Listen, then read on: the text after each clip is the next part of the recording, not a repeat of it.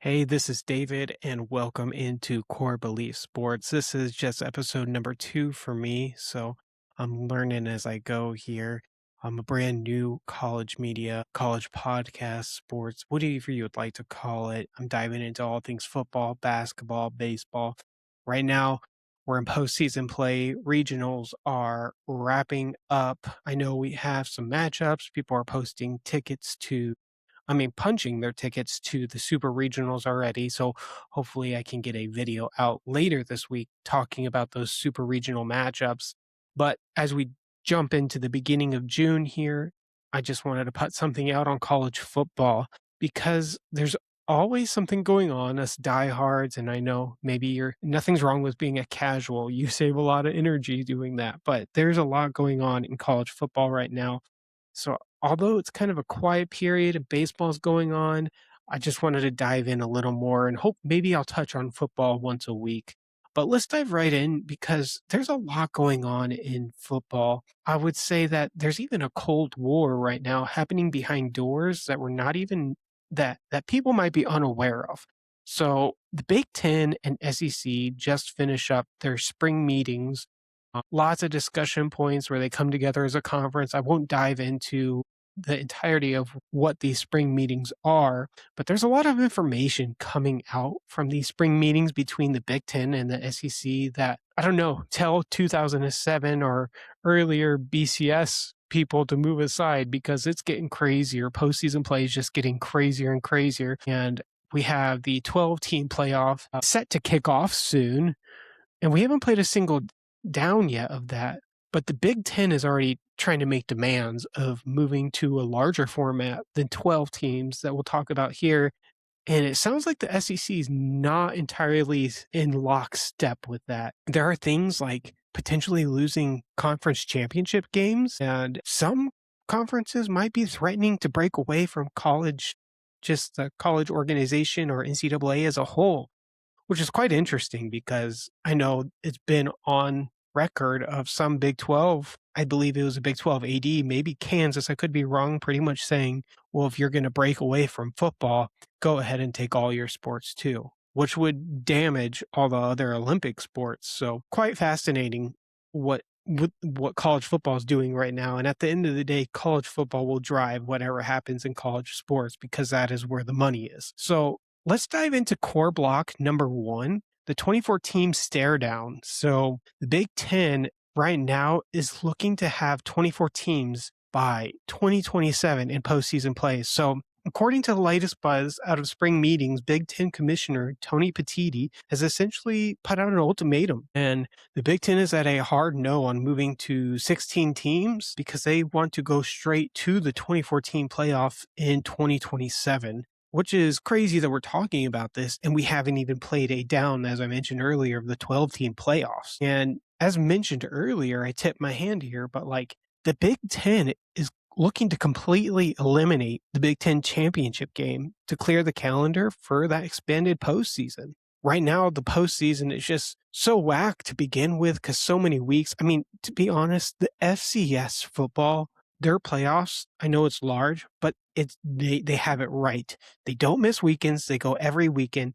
And right now the playoff system is just such a long break in between games. So I could see why they would want to eliminate the championship game, especially for health of players. But this is really interesting and it's changing the fabric of football and the sport itself. I mean, you won't even see these banners anymore. I'm guessing you would just award regular season champions without having the championship game, which is quite fascinating. So the fact that Tony Petitti and the Big Ten is just like, no, we want to go straight to the 24-team playoff by 2027.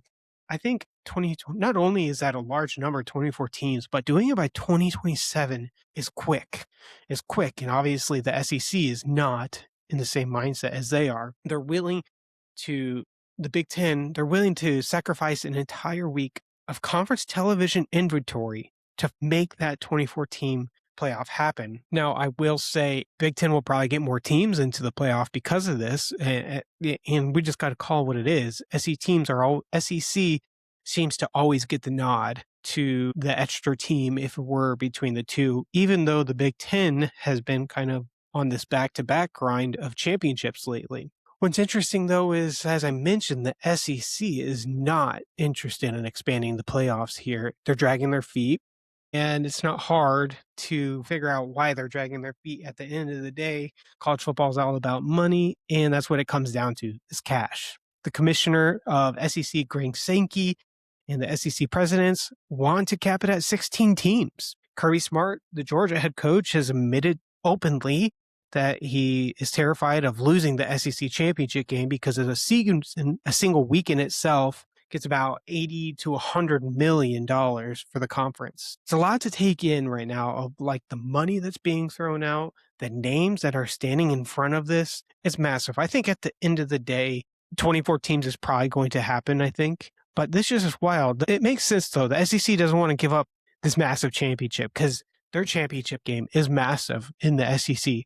So that does make sense. But right now, it's a corporate standoff. Big Ten, SEC, just arm wrestling it out right now. Big Ten wants maximum access because they have, like I mentioned, maybe more teams would probably get into the playoffs with the 24, whereas the SEC wants to protect its finances. So obviously something has to give because 2027 is not far away. And we just got to see. Right now, we're kind of in a standby mode to see what happens. And this is what I'm talking about. College football hasn't started, but there is a cold war going on. It is a straight battle between the SEC and Big Ten right now. Okay, moving to core block number 2.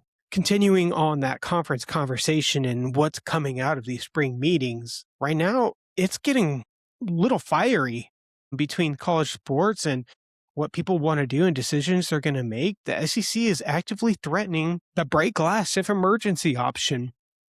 And Kirby Smart has mentioned they're not afraid to break away from the conference. Not the conference, but just NCAA, the SEC as a whole. This isn't just like one coach talking about it, but presidents of Georgia, Mississippi State also backed him up. This narrative is coming out of the SEC camp right now, and it's clear federal legislation doesn't step in to fix what they call this anarchy of the current roster management, NIL, and employment status. The SEC is prepared to establish its own independent governance structure. It's happening.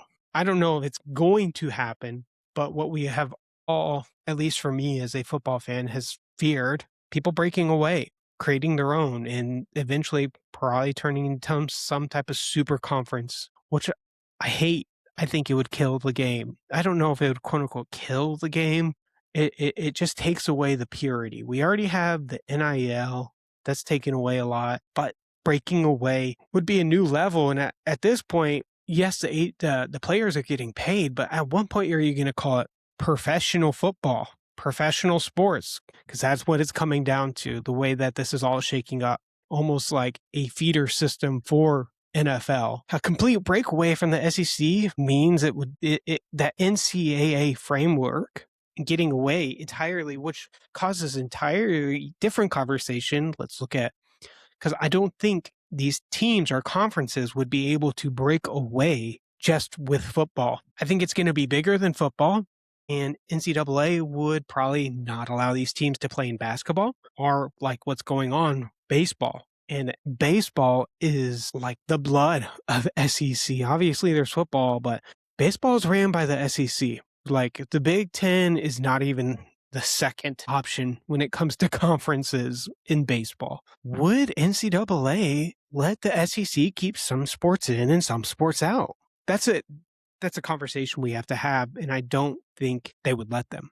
It would come at a very high price, and I do not think that they will let the football leave and then just allow them to play in their baseball and in their basketball March Madness tournament that is owned and ran by NCAA. But yeah, these are really thoughts to have as we look into this. All right, core block number 3. I want to jump into this new thing I'm introducing called Core Fandom, where I'm going to expose my fandom and let you listeners or whoever decides to watch. If it's nobody, that's totally fine. But I'm going to look at my teams and just talk about them. And since we're talking about college football, Nebraska Huskers is my team. And I pride myself on being a true Nebraska fan. I've been through some pain, especially with baseball going on. I watched them just get dog walked by Arizona State. but proud of the guys to come back and fight. The Nebraska baseball team came back and fought. The biggest thing with this Nebraska baseball team, though, over these 2 days, it was just so, like, how do I say this? I think Nebraska was ranked 3rd or 2nd in the country, and maybe 1st in some categories on the defensive side of baseball. They even had Dylan Carey, who was the Big Ten Defensive Player of the Year. But they were just making some very careless decisions with the baseball. They were missing double plays. They were calling off the wrong guys on pop-ups and missing. Now, sometimes we can look at the win, but it was just some really, really poor defensive plays at first against Ole Miss, and then against Arizona State. It was early on in the game. It was tied 1-1 with Arizona State, and they just missed a simple double play that would have got them out of the inning. But instead, Arizona State puts up a crooked number, and from there it was downhill. And our pitching, our bullpen was done with. It was toast. So I didn't plan on talking about baseball, but it just finished up today, and it was painful to watch. It was exciting to see the Huskers. Haymarket Park was absolutely bananas. Ole Miss pitcher with the comms issue was a little whack, to be honest. I don't understand. Like, okay, give them one time, and if you didn't watch this, I'd encourage you maybe go back and watch the game, or don't even waste your time. Nebraska loses. And what happens is Haymarket Park in Lincoln, Nebraska, I believe it's the bottom of the 6th, is so loud. The bases are loaded, are about to be loaded, and you could tell the pitcher's losing it. He's at the end of his rope. He's at his last couple of pitches, and the park is just on him. Ole Miss was uncomfortable. Although they've played in some SEC environments, for a couple minutes there, they were uncomfortable, and he was saying he had pitch calm issues, which is fine. They went to go fix it once. I think that's fine. Where the problem comes from is when you try to go fix the pitch calm 2 or 3 more times after that. At that time, they're gaming the system. You can tell nothing's broken. Nebraska fans are just that loud. And he had to hold the pitch comm up to his ear and then stick it back in his pocket. And it bought him some time, cooled him down, and maybe Ole Miss was able to learn that from playing in other SEC environments. But it was like, really? Come on, man. You're gaming the system right now. But there's no rules against it. And as a competitor, you have to respect it. You take every edge you can get. Back to Nebraska football. But Nebraska baseball, great season, over 40 wins, first time hosting a regional since 2008. I loved seeing it. Hopefully we can get back there. Will Bolt's a great coach. Hopefully we can get some power in the lineup and not rely on one person, and maybe we can get better with our pitching. Right now, we just had Yasa and Horn, but after that, game over until we had Unger, but Unger kept us in a lot of games as a great closer. All right, so jumping into Husker football here just the last couple minutes. I just wanted to talk out loud here in this core fandom block of this podcast as I'm trying to figure out what I'm doing still. And this is like a thought experiment, but this is where I'm going to try to be honest and real about where my teams are, my thoughts. Maybe I'll have some crazy reactions. I'm usually not a crazy reaction type of guy. But let's talk about Nebraska football. We're coming into year 4 of Matt Rule. A lot of drama recently just happened in the program that I won't talk about too much, but they cleared house of that. This might be the second year that is truly Matt Rule's program. I would say the first year with Matt Rule was truly his program. And the last 2 years, I think there were some inside voices and big time things influencing the program. But I think we're back to a Matt Rule program, which is amazing and sucks at the same time. But I'm happy that coach is able to get to that. I believe we have some amazing coaches in-house. I think Nebraska fan base is maybe too low on the team right now. That I've seen a lot of people down on the team because it looks like a tough schedule. I am not saying Nebraska's a playoff team, but they're not going to be a trash team. I think the X factor this year will be Anthony Calandria, a cute quarterback, and he's going to rip it. And he's going to have some turnovers. When you have a X factor or playmaker like that type of quarterback, it's going to happen. But I think he's going to put us in positions we wouldn't be in without him. It'll be interesting to see how he runs in the Big Ten, because I would love to see how his frame holds up in the Big Ten because and how much he's going to run because he played at Virginia and he played at UNL. He's got legs, but it's not the same as the Big Ten where these people will lay a hit. So it'll be interesting to see how he treats the running game and how Dana Holgerson handles a quarterback like this. And on the topic of the podcast earlier, he talked about a 2014 playoff. Now, Nebraska's not going to the playoffs this year. I'm not saying that. But in the future, and maybe Anthony Calandria would be available for a 2014 playoff in 27 because of the new 5-year rule that might go into effect. That would give Calandria another year and possibly stay as a Husker. Maybe we could break into that 2014 playoff in 2027. But what I'm saying is, I love the idea of okay, I'm bummed about losing conference championship if that were to happen, but as a Nebraska fan, I have to be real and say we're not getting back to the 90s.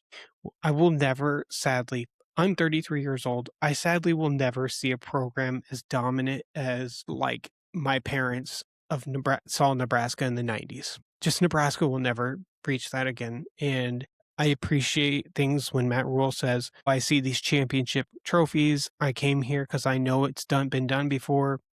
It's a different game. I think we can consistently be a playoff team if this switches to 24 teams and if we get the right things in place, and this is big time thinking. But right now, just keep building the base. Keep having a winning record. Keep doing the day by day stuff, as the Huskers say before every game, day by day. But if there was a vote and they said David, which I will not get approached, what do you think about this 2014 playoff? I think it would be good for Nebraska football. And what we saw at Haymarket Park of hosting a baseball regional this weekend, Memorial Stadium will lose its mind if Nebraska ever hosted a playoff game. Well, everybody, thank you so much for taking time out of your day, even if it's just a short clip. I appreciate it. You guys have a great rest of your day.